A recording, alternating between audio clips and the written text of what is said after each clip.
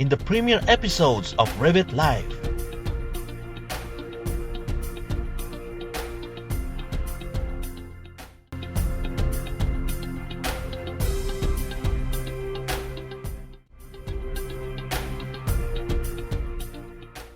Good day everyone.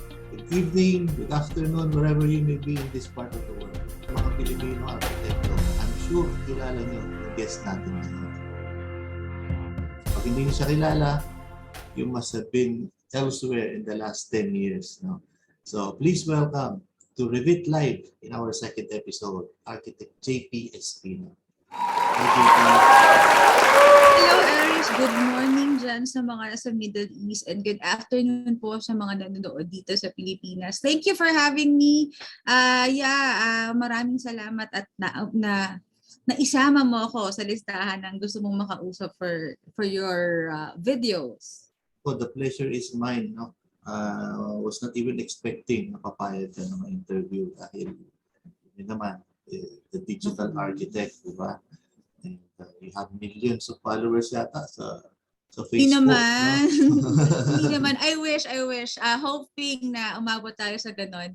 Nasa 37,000 pa lang naman ngayon. Pero kasi, speaking of architects in social media, pagka sinabi mo Filipino architect, aside from one Filipino architect who have millions of subscribers in YouTube, ang susunod na dyan, JP Espino. Diba? And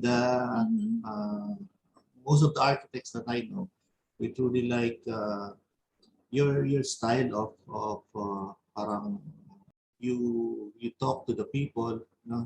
Yung real life experiences na mga hugot. Oh, yun.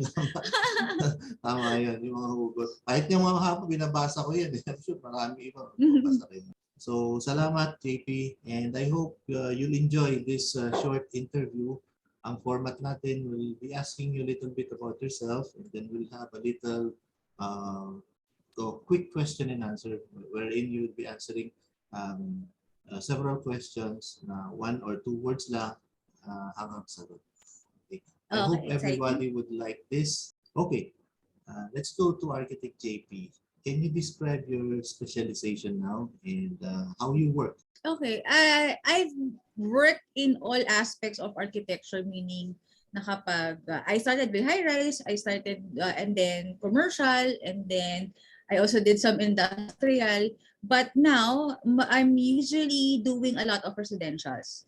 So my focus now is more on residentials. In fact, I would say that yung target market ko, lagi ko sinasabi to sa The Digital Architect, target market ko talaga is masa. Meaning, it's the regular Filipinos just like me, just like you, just like a lot of us, na yung saktong middle class na gusto lang magkaroon ng sariling property or sariling bahay. I'm really focusing on that kasi gusto kong ma-realize ng maraming Pilipino, no? Na architecture is for all, especially for us Filipinos, na yun yung majority na hindi naman kayamanan, pero nakapagsikap. That's what I am really focusing on. More on residential ako. Mga 2-story. Meron minsan ako mga mixed use na 5 or 6 stories, pero the bulk of my projects are residentials. Then, for the other question na my process, I usually being online, being the digital architect, I start the process by talking to the clients online. I get inquiries from messengers, karamihan talaga messengers. And then from that, basically there are a lot of the clients that I can close through chats lang. Then we just discuss on Zoom, I send them the contract. And then after that, we start with the schematics, of course. And then, ang kakaiba siguro sa proseso ko when it comes to other architects is that yung production namin is 100% virtual. Meaning, I don't have my own office. I still work wherever I am. So if I'm in a coffee shop, nasa bahay or nasa beach, I still do that. And then all of the communications through online lang. So that's something that's very different probably from others. Pero ngayon, naka-adapt na lahat eh. No? Karamihan ngayon, ganun na rin ang communication sa Zoom. Online na lang din mag-send ng mga projects. And then if it has to be worked on together, meron na rin tayong mga cloud source na storage na sabay-sabay pa rin natin nagagawa yung projects. Thank you, JP. Actually, I remember before the pandemic strike, you were doing several parang roadshow, no? I think you were going from north to south and you're doing those seminars. And I think probably and most likely most of the architects and maybe engineers who joined your seminars were prepared for the pandemic, no? Yes, thank you for mentioning that. No, yes, I started with the digital architect workshop. Yun yung face-to-face workshop ko. Whereas I teach or share what I am doing, meaning yung virtual operations and also being digital or having a solid online presence. And then nakapunta na kami ng Baguio, Bulacan, Pampanga, umabot pa ako ng Visayas. I went to Leyte and ano pa ba? Yun. In fact, nakaschedule kami mag-Zamboanga, Davao, and Cebu. Pero yun na nga, nag-pandemic na. So, some people would say, na-predict ko daw ba yung pandemic because I'm already teaching other architects how to work at home or how to work online. Actually, hindi naman po. It's just that I started working online, being a freelancer, 6 or 7 years ago. And that's where I learned the strategies of doing digital marketing, social media marketing. It's just so happened na mas kinailangan siya because of the pandemic, because of the quarantine. So somehow, I'm happy na maski papano, sana po ay may natulungan ako sa mga naituturo. Very well said. Follow-up question lang doon. Are you planning or do you already have like online versions of those soon? Aside from the seminars na ini-invite ka in various chapters, but on your own, do you have anything coming up? Sa ngayon, we are still organizing the digital architect workshop, yung face-to-face, was nun ngang pwede pa. But we transitioned to digital, meaning online workshop webinars na siya, which is what we call the digital architect online workshop. It happens quarterly. So may mga every 3 months or every 4 months, depende sa schedule kung nakakapag-singit kami ng schedule. Then the digital architect workshop, because hindi naman lahat nakaka-attend din, we also created the book. Wala lang yata akong hawak ngayon. But I'll show it later. The book is called Architects Going Digital naman, which is basically parang summarized version ng the Digital Architect Workshop. So if they cannot, kung di sila naka-register sa workshop, kung na-miss nila yung online workshops ko, then they can also buy the book, yung Architects Going Digital. And then, aside from that, because we really want to help as much as we want, we also started a community. Ayan. Thank you, Mama. We also started a community. Ito yung Architects Going Digital na libro, which is what we call Architribe. The Architribe is composed of my mentees, basically yung mga nakaka-attend ng workshops ko, yung mga natutukan ko rin, yung mga career nila.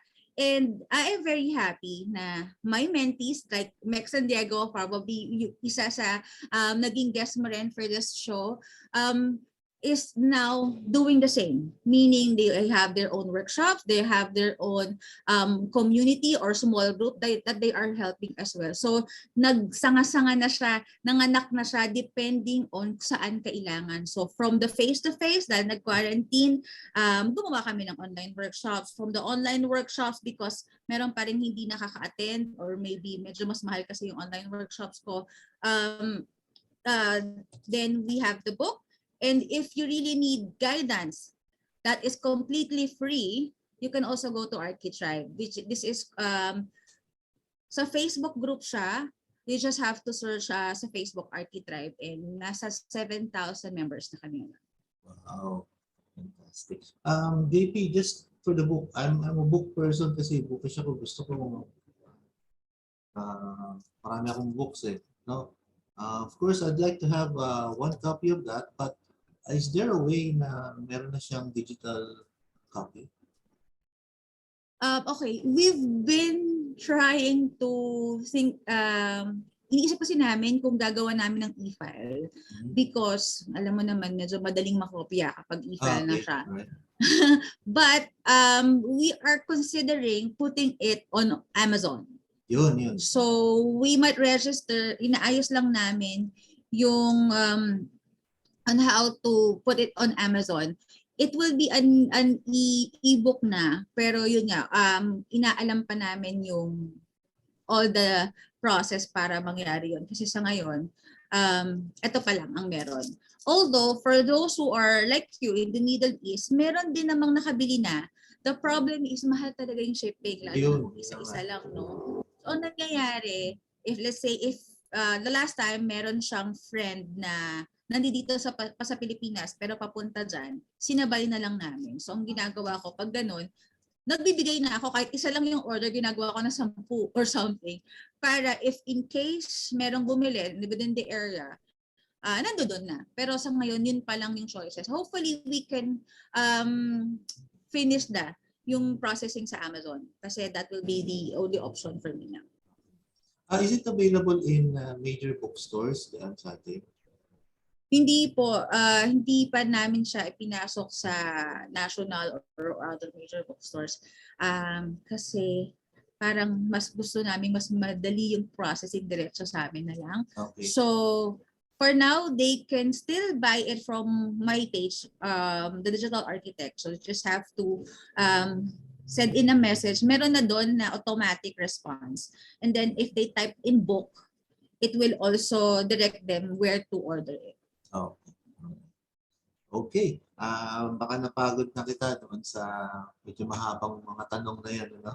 So, let's play a little game muna. Let's do one question, 1 or 2 words answered.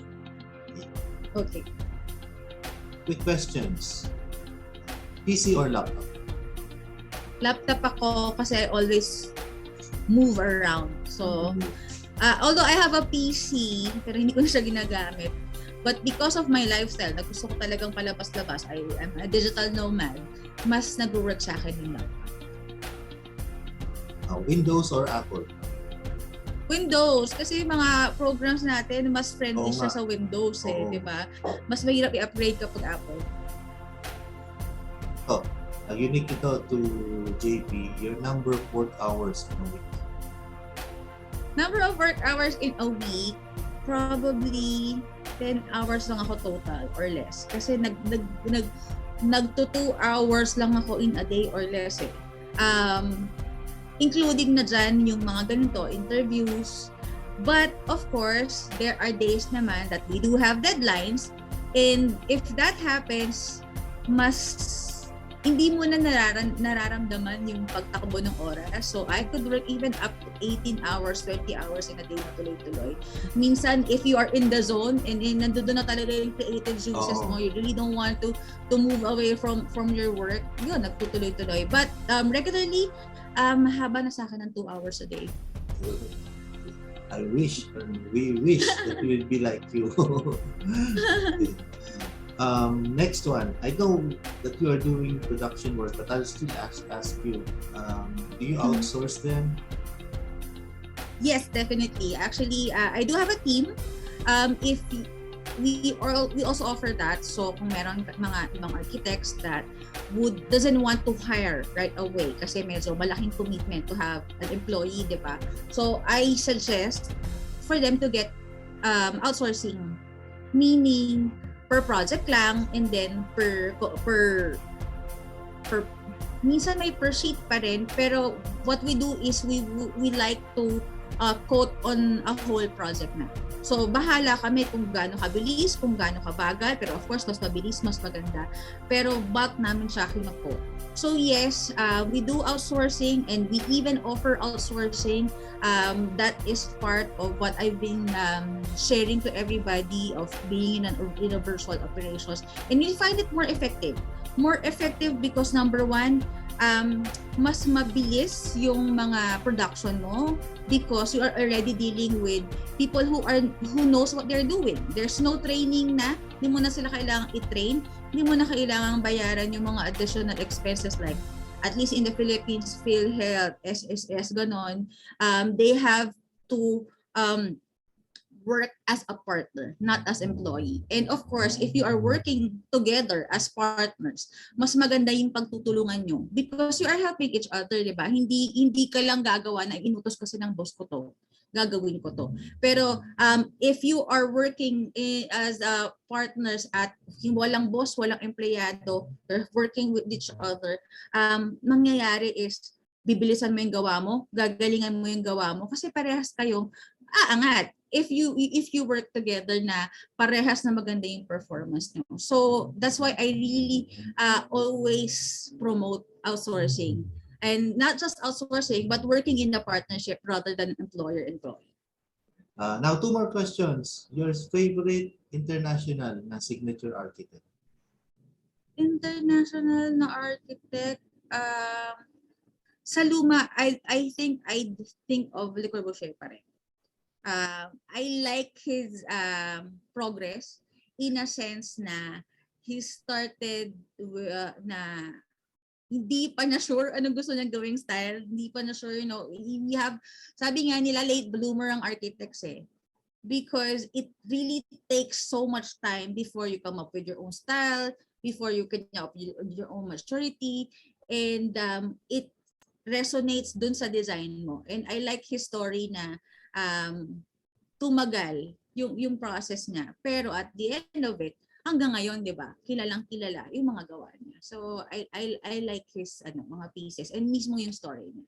Yeah, well said. So sa local naman, favorite Filipino architect, local or past or present? Past or present. Sa local, of course, Manyosa because talagang na-promote niya ang Filipino architecture. Pero I would like to mention a very young architect, Amon Cali. Amon Cali is, hindi ko naman masabing my mentee, pero somehow got a few points from me. And I am very proud and happy to where he is going to. Gustong-gusto ko siya kasi unang-una kahit bata siya, nilaban niya yung gusto niya. Meaning, he is really into brutalism. So that's what he did. Kahit hindi yun yung fad, hindi yun yung trend. Yun yung ipinakita niya. And because of that, mas nakilala siya. And he is commanding even more than the PF natin na 10%. Actually, more than that na siya. Because napakita niya talaga yung galing niya. Kaya, saludo ako sa batang yan. I've seen his works also. It's really good na meron tayong mga kaya ni JP who serves as he's too young to be a mentor, but as architects, di ba? It's always parang second nature na natin na mag-mentor, di ba?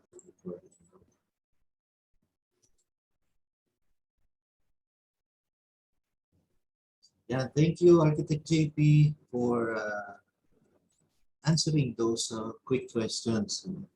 I hope those answers will be sort of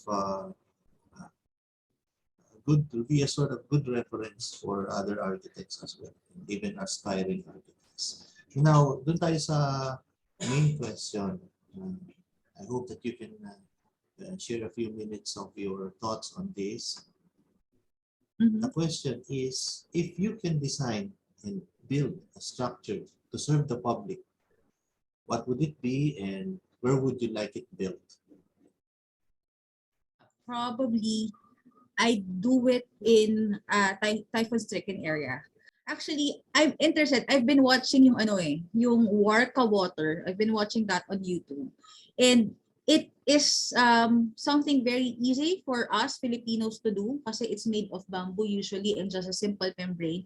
And the purpose is to get water or accumulate water from from the air, from wind. And I think that's something that we can do now, especially mga nasalantan ng bagyo sa Siargao kasi wala pa silang malinis na tubig, wala pa rin silang um, wala pa rin silang mga bagong bahay ulit, no? Kasi talagang wala, naubos, talagang nilipan lahat sa Siargao yon. And then and with other areas, buti naman sa Cebu, mostly bubong lang, kuryente lang yung problema nila. But when it comes to water, yun talaga ang necessities. Secondly, because that's not architecture related naman, ibabalik ko rin doon sa Siargao project namin. We do have an Archi Drive project. It's with Archi Tribe, and the purpose is to build emergency shelters. Emergency shelters lang muna. It's para lang mabigyan ng panimulang pabahay ulit yung mga tao. We do have a design for that. Siguro I can send it to you later. And then yung pinakamura, pinakasimple, pero at least enough for them to have shelter muna. Yun yung nire-raise namin funds for now. And we are in connection with Architect Tamara. Architect Tamara is, she's not really from Siargao, pero ever since she became an architect, doon na siya nagsettle. So she has a team there, she's been working there as an architect, and siya talaga yung point person natin when we want to help more people in Siargao. So yun ang gusto kong magawa. It's not necessarily something na dream for myself as an architect, but siguro ang first thing pumasok sa isip ko talaga is kung ano yung kailangan sa ngayon. And being ang dami talagang nasalanta ng Odette, especially in those areas, yun yung top of mind ko na sana ma-build siya as soon as possible with the help siguro of more people who would like to connect with us as well. How can our fellow architects and even students or even corporations help in that endeavor? It's what we call Archi Drive, and then actually hindi namin hinahawakan kasi yung funds. So directly namin ipinapadonate kay Architect Tamara. And then siya na yung magko-collect. Each unit cost about 50,000. Yun yung complete cost. But we are also trying to connect to suppliers like roofing contractors kasi A-frame yung design niya. So basically, the roof is also the wall na agad. So more on mga roofing materials yung kailangan, and possibly yung interior framing, which it could be, ang iniisip namin ngayon is yung coco lumber na lang kasi yung mga nagbagsakang puno. But if people from or suppliers will also donate mga metal frames, that should magiging mas mabilis rin yun. Ayun. Thank you. So I hope makatulong po din tayo sa mga nasalanta ng bagyo. Thank you for your time, Architect JP. As we wrap up this interview, we'd like to share to the public, to our friends, your work. So please, if you don't mind, you can just describe the design of this project that you've done. Yes, thank you, Aris. So most of our designs are residential, as I've said. I'm into modern design lang siya, medyo simple, neutral, hindi masyadong maraming palamuti, no? But I am into yung basic. Pero of course, a little bit of elegance is there. The more it's simple, mas elegant naman siya. So this is my two-story residential. And then, thank you. So this is a three-story residential naman. Again, simple, very clean lines, neutral colors, more on nandoon talaga ako sa how it is used. Yung flow talaga sa loob ang binibigyan kong importance. This one is a bit different because if makikita nyo on the left side, meron siyang sort of a waterfalls. The idea is that, of course, we want to do passive cooling nasa Pilipinas. This one, bukod dun sa cross ventilation, I added water feature outside. So dagdag lamig siya Sa paghangin from this, yung pinaka screen niya is made of clay. So pagpasok ng hangin, mas malamig na siya agad. Hopefully, hindi na nila kailangan mag-aircon. So this is another one of my project. It's a 3-story residential naman. Architect JP, we know you for all those hugot lines that we see in social media. Before we wrap up, do you have can you leave us, our audience, with something from you, from Architect JP? Okay, siguro I would like to leave to when it comes to architecture, hihiramin ko po itong lines na to from Steve Jobs, but it is also applicable to architecture, no? He once said, design is not how it looks, but how it works. So I hope those who are wanting to create or to start or dreaming their homes, no, I also would like them to know na it is better to get in touch with an architect kasi we are the experts in designing your homes on how it works with you. So that's one when it comes to architecture. And secondly, as in general naman, gagaya ng sinasabi namin in Architribe, no, Architribe's motto is architects helping architects, but it can be resonated to everybody. I hope we start with the mindset of hilahan pataas, especially now that everybody is going through something. I can honestly say everybody. Hindi lang po yung mahirap, hindi lang po yung mayaman, hindi lang po yung nawalan ng trabaho, but at this point, in two years in the pandemic, no, I believe lahat ng tao may pinagdadaanan na.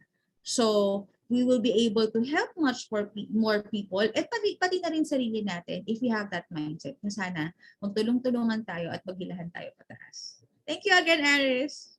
Thank you very much, JP. Maraming salamat. And we will always be watching you. And we always follow you in Facebook, in YouTube, and everywhere. And thank you again. Thank you for your time.